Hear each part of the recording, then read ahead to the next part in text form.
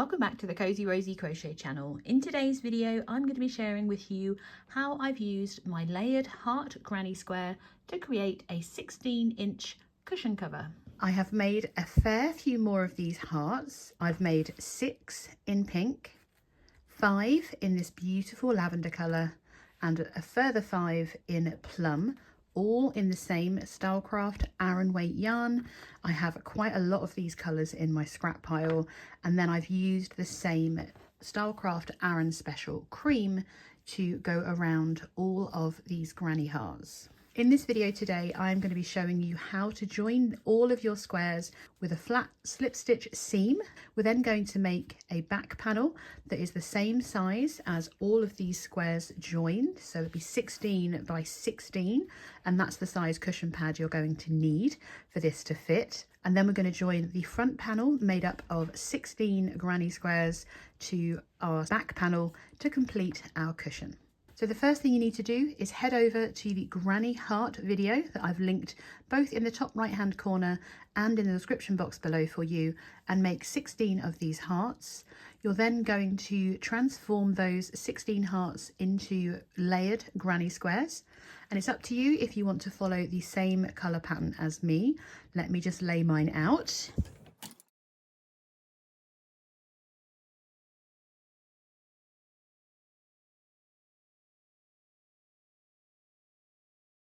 This is the order that I'm joining mine in. You can, of course, work some plain squares alongside your hearts. I just found these hearts so cute and quick to make that I ended up making lots of them, and I thought this was a really cute way to make them. Now, the flat slip stitch seam is designed to be not noticeable and actually join your squares together using your crochet hook without sewing, so that you don't see the seam. But I have decided to do my back panel in this lovely lavender colour, mainly because I have a lot of it left and not quite as much cream as I'd hoped. So I have used the lavender colour in this heart to make my back panel, and I'm going to seam my squares together in lavender as well, mainly so that you can see exactly what I'm doing by working in a contrasting colour, but also to break up some of this cream and tie in everything with the back panel.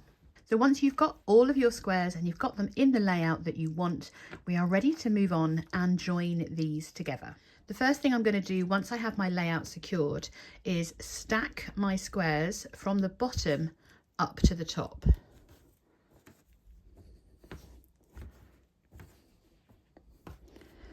And I'm going to leave these two as they are, moving those off screen. We're going to start with 2 rows of squares to join together. Grab your first 2 squares, and we're going to start inserting our hook through this one and then the one next to it. Always go from this one to this one, and we're always going to work from the front out the back. Going to start by placing a slip knot onto our hook, and that way we don't have to worry about the yarn coming undone or anything else. On your first square, have the right side facing you, and we're looking for this bottom corner. Now in these squares that we made, they have a chain 2 in the corner, and we are looking to insert through the second chain of the corner. You can rotate it if you want, if it makes it easier. So you see there's our stitches, and we have a chain 1 and a chain 2. From this angle, we're going to be wanting to go through that second chain, and we want to go just through the back loop, so the loop that's closest to us. It's called the back loop because if it was facing the right way, it would be the back loop. So this little loop here, there's the chain 1, there's the chain 2, and it's the last chain space in any corner you're going to go into. And just place that on the hook, leave it there hanging for a moment, because we have to identify the opposite bottom corner on your second square, so that when they join at the same place. So we have 1 chain, 2 chain, so it's through this little loop here that we want to join. I'm just going to push my hook through there, or just hook it on, make sure my hook's facing the right way, and then I can just let that drop. The important thing is, have a fiddle around and you want to find your working yarn and bring it through the back of them. If I was to place it on the table, it might have been a bit easier. You're just going to bring it so it comes through the middle of them out the back. We're then going to yarn over the hook and slip stitch these 3 loops together. You can hold them all if you want to, or just work through one at a time, making sure that everything gets on your hook. And that's joined those 2 squares together. Moving on from that, you can see where you've worked. There's the next loop to go through, and we're going to push through the front, out the back of that next loop. So we've worked there, there's the next one, and the same on the next square. You can see where we've worked. So we want this next stitch, and it's the back loop. The yarn should, oh, fell off the hook. We want the yarn to come from the back again. So again, you can lay it on the table if you want to. I actually find it easy to do it in the air. And then, let's zoom in if we can. Bringing the yarn from the back, yarning over, pull through, and through everything else on your hook for another slip stitch. If you find that your loop is a bit big, if you gently pull on your yarn, that loop will get slightly smaller. I want to prefer not to do that, but obviously when we're learning, it's a bit more challenging. So again, looking at this square first, we're going to come through the next loop and then through that square. So this is the next loop. And then you can see we've worked in there. So we're going to come through this next loop. So we have our working yarn, square 1 and square 2. We're yarning over, pulling through everything on our hook to make a slip stitch. And we're just going to repeat this the whole way up to the corner.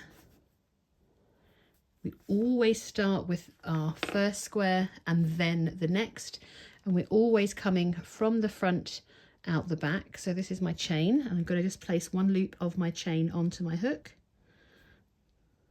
So 1, I'm on the chain on this one, so pick up that loop, yarn over, and pull through. So we're just going to repeat this the whole way up our square until we've worked through all the stitches and chain 1 spaces, all the way up to our first corner, and that's where I'm going to meet you. It is a lovely flat join. You can see that it's not causing the squares to buckle up because we're only working through 1 loop. It is a very, very flat seam. So this is the last stitch on our granny square, and we've reached our next corner. And then once we've reached the corner, we're just working into the first stitch, or the first of our 2 chains in that corner. So we're going to work into that chain, just the top, well, the top loop of it, the back loop of it, on both squares, and complete that final join. And then we are ready to bring in our next 2 squares. It's quite a tight join over the group of squares, and just like we started the first square down here, we're going to join into that second chain in our chain 2 corner. So rather than going into the corner itself, we're going into that second chain in the corner, and just through that back loop once again. And then we pick up the next square. Again, we're looking for that chain 2 corner space, making sure our heart is pointing down, and we just want to go through that loop of the corner. Once everything is on your hook, you can bring the yarn from the back. I'm just going to tighten that loop a little bit, and we're ready to yarn over, pull through absolutely everything on our hook. Might be a bit fiddly. I'm just going to rearrange that a little bit, that size of slip stitch. And this is what we should be looking like. They're actually joined. We're going to repeat the slip stitch join all the way up to the next corner, working through each stitch, remembering to begin with this square and keeping that working yarn at the back. I actually find it easier doing it in the air. It probably looks really awkward, but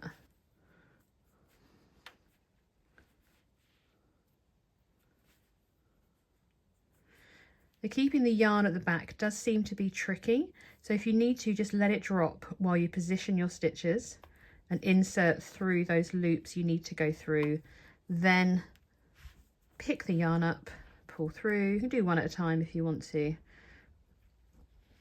because it can get splitty. There we go. So you can see that we're just repeating this join all the way up. Continue up and I'll meet you at the next corner so that we can do that one together. So you can really see how these squares are joining, and I'm up to my next corner, and we're only going to work into the first chain of our corner, joining those together again just through the back loops, and then we are ready to bring in the next pair of squares. Just like we did before, we're going to begin with this square, joining through that second corner chain. I do struggle to get it onto the hook. There we go. And then we join the next corner as well, through that back loop. Once everything's in place, we can bring our yarn over and pull through. And that's them joined, and we're ready to continue on working up to the next corner. Once we've reached that next corner, we can of course add in our final pair of squares, and then these two panels will be joined together. So continue on repeating that slip stitch join, keeping the yarn at the back and working through this square first and then that square, so that all the joins are the same way. And keep that working yarn to the back so that they all look identical. And repeat that until all of these squares in this run have been joined. Once you've done that, meet me back here and we can add on the next row of squares to continue on joining these panels of granny squares. So I'm just making sure that everything is facing the right way, because it does have a tendency to flip-flop around. Just make sure there are no twists. If you do it twice, you'll get a twist on your stitches, so make sure that they're all flat. We are very simply going to make a chain of one, and then we are able to fasten off, leaving a reasonable tail. That's probably too much, Fiona. There we go. And just bring that end through that chain one you made to secure that in place. And we are already quite a way through our square. Now you need to grab your next run of squares, and that's why I leave mine in order. So this is now square number one. You can put them back in order if you want to double check that you're joining them where you want exactly. And we are quite simply going to join this square to that one, this square to that one, this square to that one, and that one to that one, all the way up, just as we did here. It's just that these are already attached. So just like we did before, we can start with a slip knot. We're going to go through that back loop of that second chain of our corner and the second chain in the square next to it. I just rotate mine so it's easier to have a look. I'm going to bring the yarn, so you just see that it's hanging there, up from underneath and pull through and through the loop on my hook. And that's the first one done. We are ready to repeat all the way up, working through the next back loop on each square, always beginning with the one closest to our hook. And we're going to do that all the way up to the next corner.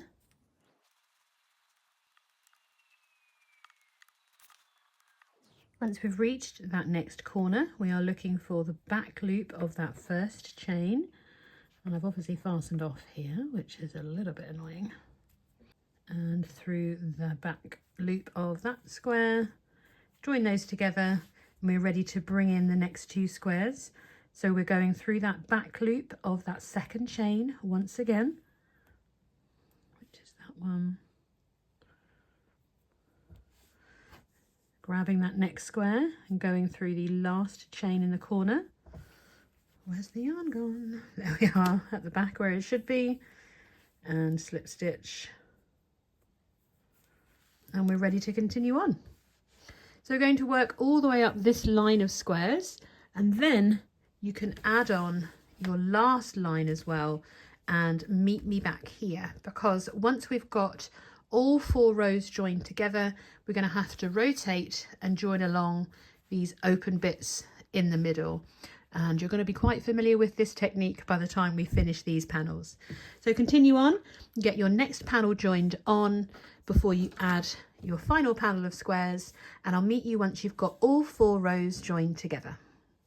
We should have joined all 4 strips of 4 in the same direction, only 3 ways at the moment, but obviously we need to close up these gaps here. So very simply, I'm going to rotate it 90 degrees. Yes, that's correct. And we're going to repeat the join between these panels again. Now, just like before, we're going to start, out of the way a little bit. We're going to start by making a slip knot and placing that onto our hook. I am going to work in the same direction, so I'm going to start with this one and join it to this one. And we're going to do the exact same join all the way up to where we joined these first corners. So with your slip knot on your hook, we can find that second chain, inserting from the front out the back, and the same with the next square into that second chain. Then we're going to discover the yarn's in the wrong place. I have to just bring it through this space here at the moment. And then when we have the yarn kind of positioned behind, we can slip stitch through all the loops on our hook, she says, ready to join. Now we are going to be joining in the exact same way, it's just that our squares are rotated. So we're going to start into this square and then join into that one, working from the front out the back. So we're just going to join into that next stitch and into the stitch. So we're doing it exactly as we were doing before. It's a little bit more fiddly because everything's in its way. It just feels a bit tight because the yarn's coming from the back, and I've split the yarn, that'll be why. So just like we were doing before, we are working through the first square into the next square, from the front out the back, and working through each stitch, making sure they're still aligned. The yarn is going to be a bit tight, so you might need to bring it through the space a little bit. On a chain, on a chain. Oh, it worked out, that's the main thing. Thought I'd gone wrong, but I hadn't. And we're doing the exact same thing up to this corner. So keep repeating your join up to your first corner, and I will meet you there.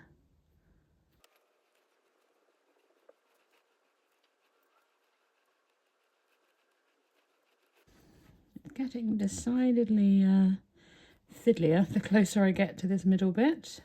You're probably finding the same, so don't worry if it is fiddly. Just bringing that yarn back through so we can see what we're doing. So I'm going to bring it through the next bit. There we go. So I pulled all the excess yarn back through that space so that it's out the back here. Then we're going to go through our corners, chains that we have left, and I'm just bringing my hook through the next space as well, and then I can bring the yarn through each of the loops on my hook, and the yarn remains in the right place. What we're going to do is we're going to step over this line very simply just by making a chain of 1, and that neatens up that corner. I'll bring it up for you to have a look. That's it, just a chain 1. It's as simple as that. And then we can continue on joining our next square, and we'll end up with matching lines. All of these lines will go across, all of these lines will go up. So I'm going to continue joining to that next corner. I have fastened off here, so this is awkward. Just need a loop. And into that next corner, need to keep the yarn to the back. That way we don't miss any stitches, and make sure that yarn is still on the back of your project, so it's coming out of that space, and then we can continue working into each stitch. It's quite fiddly doing it through the already joined squares. Even more fiddly when you've fastened off and slip stitched over the stitches, Fiona. I've reached that awkward point again, so I've still got my yarn coming through, and I'm going to bring the yarn through the next gap between the next pair of squares while I finish off these last ones, just making sure the yarn's kept at the back by bringing my hook underneath that space before bringing it through my stitches. And we are back to this overworked space again. So we still have our chains left in the corner. I'm just going to insert my hook through each of those and out the gap between the next two squares, not spares. Here's my working yarn. I'm bringing it through. It's gone straight through the first loop and through the next. And once you've worked those corner stitches, we're just going to step over the next join with a chain of 1, and it just makes that nice, beautiful join across like it has on the one previously. Continue working on this one all the way up, ready to fasten off and rejoin to work the next side. Well, that was rather fiddly, but so worth it. As you can see, we still have that lovely flat seam join, and that's where that chain 1 is, just there. You can't even see it. Come under it. There we are. That's that chain 1 we used to cross those corners, and it gives you a really neat look at your corners without being too faffy.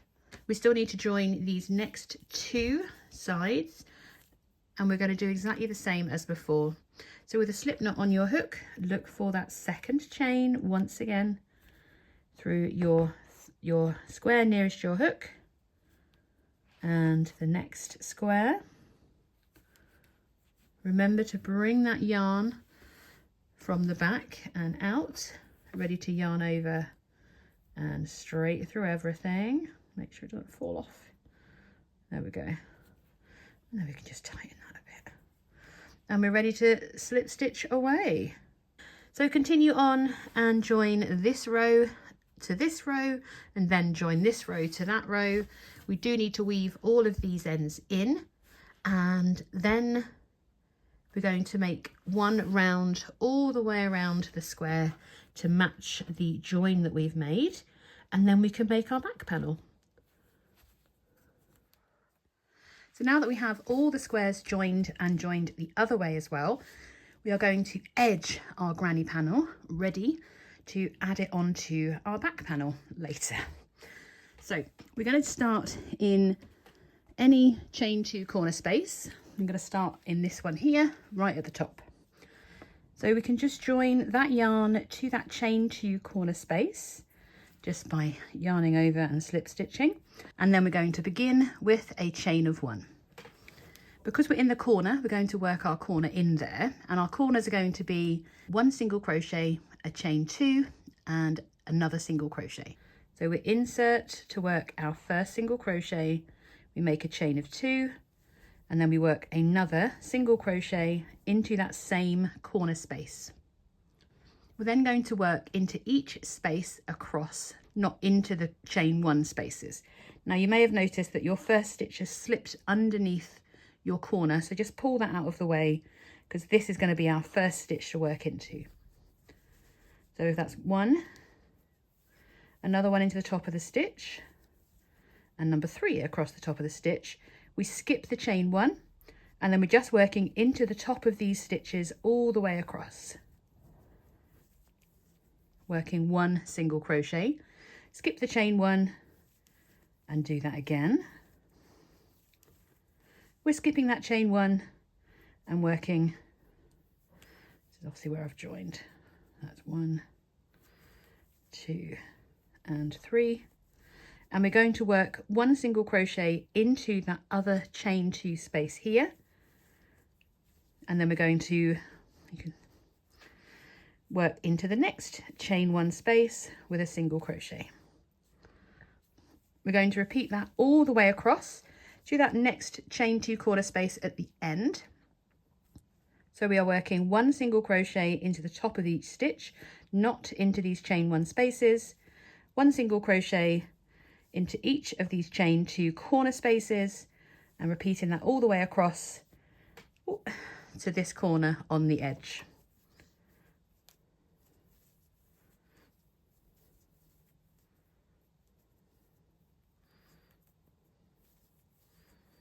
So we're skipping the chain 1 and just working into the top of each stitch across.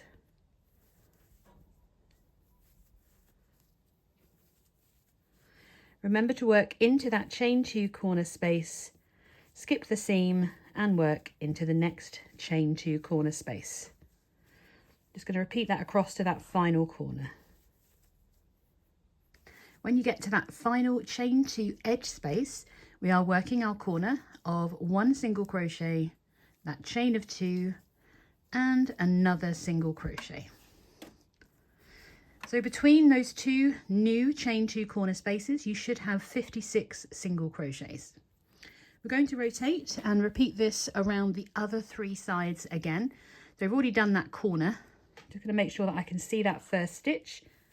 We are simply working 1 single crochet into each of the top of the stitches, skipping our chain 1 spaces just as we did on the last bit, and then we work into those corner spaces, skipping the seam.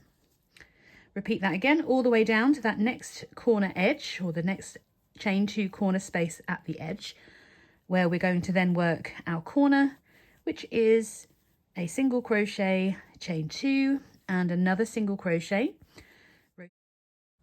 We're going to repeat this all the way around back to the beginning of the round, and then all we need to do is join to the top of that first single crochet with a slip stitch. So I'm going to leave you to carry on edging your granny square panel, fasten off, weave those ends, and then meet me to work on your back panel.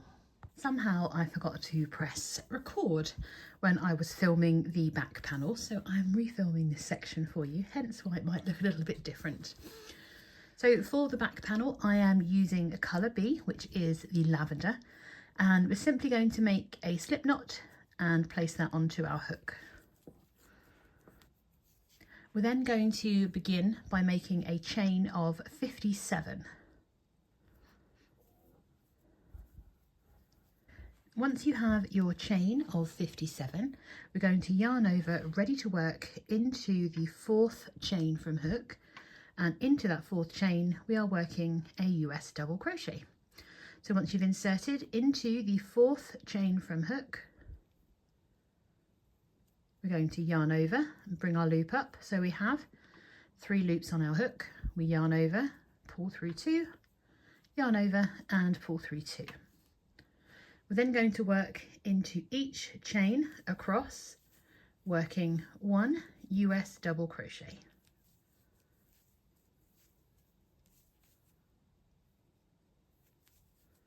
Continue to work 1 US double crochet into each chain across, and I'll meet you at the end of row 1. Once you've worked 1 double crochet into each chain across, you should have a stitch count of 56 double crochets at the end of row 1. Going into row 2, we're going to make a turning chain of 3. This turning chain of 3 counts as our first double crochet of the row, and then we are going to work 1 double crochet into the next and each stitch along back to the end of the row, maintaining that stitch count of 56. At the end of row 2, you should still have your stitch count of 56 double crochets, including your chain of 3. And then for rows 3 all the way up to row 32, we are going to repeat row 2 with that beginning turning chain of 3 and working 1 double crochet into each stitch across. Continue on repeating row 2 for a total of 32 rows, and I will meet you back ready to edge this panel.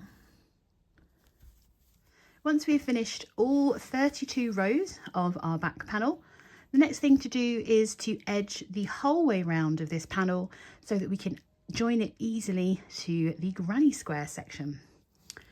At the end of that row 32, we're going to make a chain of 1 and we're going to work down the row ends. So we're kind of rotating so that we can work across the row ends, and we're going to crochet evenly 56 single crochets down to this bottom corner. So we have 32 rows and we need to fit 56 stitches. So it's not quite the usual 2 stitches every row across our doubles. So we're going to start by working into the top of that stitch we just worked at the end of row 32. So just underneath where we've done that chain 1, we're just going to work our first one there. And then we're going to evenly crochet 54 single crochets down to that bottom corner. That one and that one will give us our 56. So we're going to need to skip doing 2 stitches per row 6 times. So that would be number 2. So we're at 2, 3, 4, 5 and 6. I'm going to skip that next one. So that's my first one. And if you want, you can just make a tally of the number of the stitches you've skipped. So that's 1, or row ends that you skipped, should I say. We're just going to work that evenly all the way down, so that starting from that first stitch down to that last corner, we'll work 56 stitches.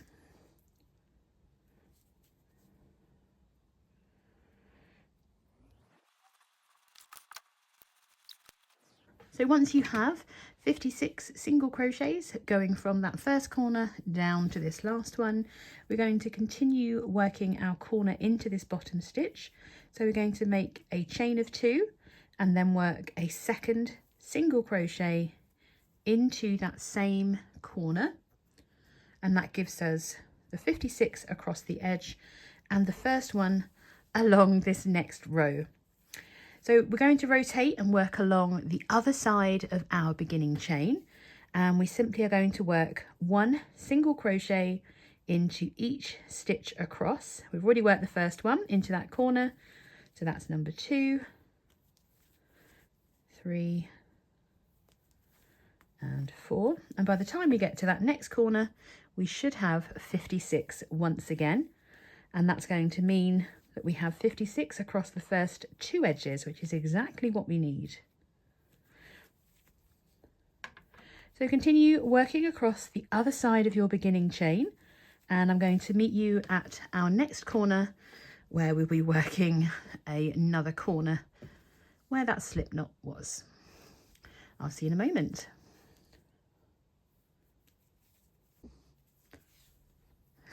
So you should end working your 56th stitch into that stitch where your beginning slip knot was.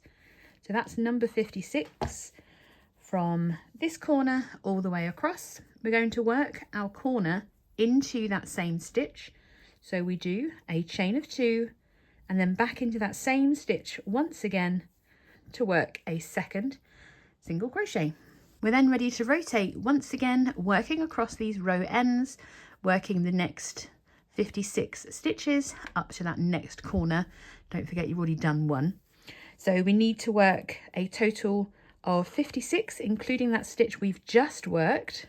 I am going to work over my tail at the same time so that I can not have to weave that in quite as much. So continue up to that next corner, working 56 single crochets evenly across these row ends, and I'll meet you there in a moment. So I'm just working my final stitch into that corner for number 56, all the way down that edge. Doesn't look very straight, but it will be fine. And we can finally rotate to work our last corner. So we're going to make that chain of 2. Into that same stitch, we are working a single crochet, and then we're going to work into the top of each stitch across, back to where we began this round, and we should have a stitch count of 55 by the time we reach that last stitch where we're going to work that final corner.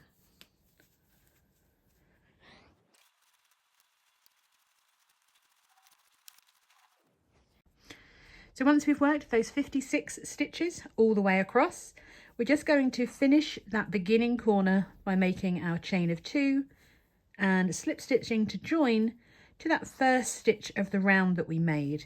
Now we're not fastening off, we're going to turn, and then we have the wrong side facing, ready to place our granny square panel on top. Just going to ignore those ends for a moment.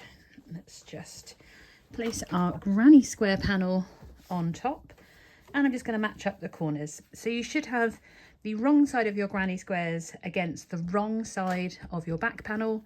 So the back panel stitches will be facing out if you were to look at the back of it.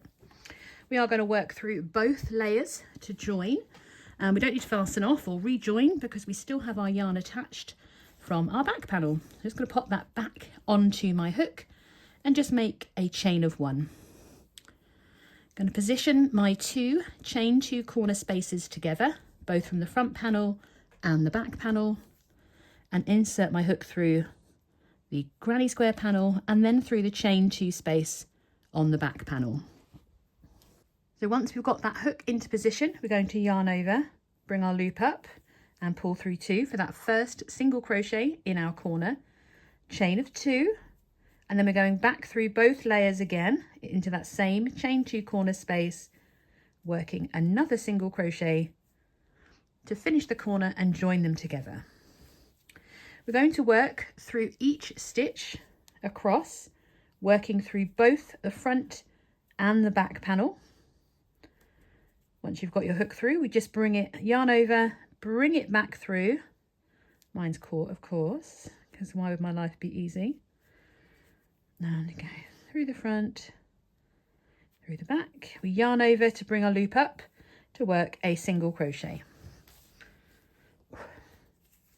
We're going to repeat this all the way down. You can just hold your panels together because we have the same number of stitches on the front and the back, and we're going to work through both layers so that we are joining them as we go. Now I would say if you wanted to add a zip in, I wouldn't join that final edge. You can put a zip in the side, or you can leave a tail long enough to undo if you want to. I have been known to bury a tail in the side of my cushion so that I can undo the cushion cover and swap it out for another pattern as I move on and make new ones. I also do have quite a large collection of cushions, so you'd be like me and just close the whole thing up. But if you want to put a zip in, I wouldn't close that final edge. We are going to work through both panels all the way down to that next chain 2 corner space, and that's where I'm going to meet you. So keep working through both layers, the front panel of your granny squares and through that back panel, single crocheting them together all the way across to our next chain 2 corner space, and that's where I'm going to meet you. So once you have worked all the way along and joined the back to the front panel, you should be over at your chain 2 corner space. We're going to work through both of them once again, working 1 single crochet, a chain of 2 and another single crochet through both layers to turn that corner. And that's it. We're going to repeat this around the next 2 edges, and then before, well, you need to be ready to insert your cushion pad before you work that final edge. So if you're using a cushion pad and you're sealing it in, have that ready when you get to this corner, because that's when we are going to be inserting the cushion pads, and it gets really fun trying to work those last few stitches. So continue on working 1 single crochet into each stitch through both layers, working that 1 single crochet. Oh, got my yarn caught around a heart. All the way down to your next corner. When you've reached your chain 2 corner space, you're going to repeat our corner, which is a single crochet, chain 2, single crochet. Repeat it again until you get to that next corner, where we're repeating it again. And that's where I'm going to meet you, ready to insert our cushion pads. I'll see you in a few moments. Just inserted my 16-inch cushion pad, and I could have gone 1 bigger, but actually I don't want this to be too puffy when it's closed because I want the hearts to lay nice and flat. So the challenge we have now is we're going to crochet over this join where we have, oh no, Fiona, don't undo it, where we've already inserted our cushion pad. Now, if yours is like mine and fitting very well, we won't have too much of a problem continuing across to finish up this final edge. I'm just going to continue working through each stitch. If you can hold the edges together, it is that much easier to find the same stitches, but oh, it looks so good. So we're going to continue on, just working through both sides with those single crochets. You may have to fiddle around a little bit to get your hook through, but this is the last step to completing this gorgeous cushion cover. So continue across, working one single crochet to join these two panels together with your cushion pad in place. If you are planning on fitting a zip, you can work up each side of the cushion cover and then sew your zip onto these stitches that we're creating. Should be just enough to be able to sew it on, and then the edges will just cover up the zip of the opening. I'm not going to be putting a zip in because I actually hate sewing them in. I will leave quite a long tail that I'll tuck in so that I can change out this cushion pad at another time if I need to. I doubt I'll ever change it. This last stitch is a little bit tricky, but it's done. And all we need to do right at the end is slip stitch to that first single crochet that we made. I'm going to make a chain 1, and I'm just going to snip quite a long tail and bring it through to create that knot, because I am just going to tuck this end inside here, and you can see that I'm going to be able to find it if I need it. Do need to reposition my cushion pad a little bit because it's all over to one side rather than pushing it down. A huge thank you for joining me. I hope you have enjoyed making your very own love heart cushion. I'm not going to call it that because I've got so many patterns called love heart. All the love, tic-tac-toe, I don't know, loads of different things. I've absolutely loved making this and I can't wait. I'm going to go and put it on my chair in my kitchen right away so I can snap some pictures and share it with everybody because I'm absolutely in love with this project. Let me know in the comments if you've also enjoyed making your very own cushion pad cover, and I will see you in the next video.